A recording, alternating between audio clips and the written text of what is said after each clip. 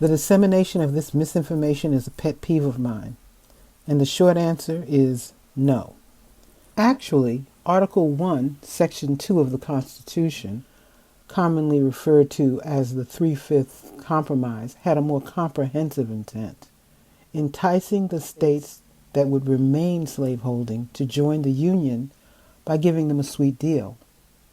The use of their disenfranchised population to inflate representation for an elite few. To paraphrase that section of the Constitution, except for Indians, who wouldn't be counted at all free people, and that was whether black or white, indentured servants, and 3/5 of all unfree people would be counted, and this is important, for representation and taxation. Of course, the unfree people's votes would go to their owners. This clause set up a system by which Southern planters, who owned the lion's share of enslaved people, exerted disproportionate control in Congress for almost 80 years. This fight over who would control Congress would continue with the Missouri Compromise, which said for every free state admitted to the Union, a slave state had to be admitted. The Kansas-Nebraska Act, which came later, allowed proposed states to decide whether they'd enter the Union as slave or free by popular sovereignty, that is, popular vote.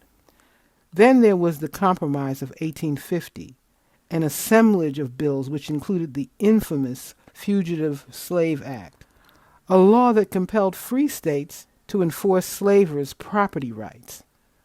The point of the Three-Fifths Compromise was never to classify blacks as three-fifths human. If the South had had its way, every enslaved person would have been counted 100%, giving the South even more voting power.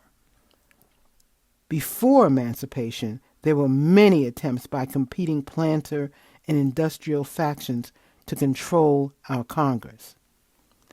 Now, after emancipation, there was an all-out war against our ability to represent ourselves. Domestic terrorists were allowed to virtually eliminate African American voting power in former slave states using, among other things, poll taxes, the threat of job loss, violence, and murder. After these successful terrorist campaigns, our numbers could again be used to bolster state representation while our voices were silenced, and politicians were elected who were unconcerned with our aspirations or our safety. I've heard some folks say voting doesn't matter because there is no difference between the political parties. If that's true, why all this effort to keep us out of the political process? In future videos, we'll talk about some things African Americans were able to accomplish in the short time we were able to exercise our voting rights after emancipation.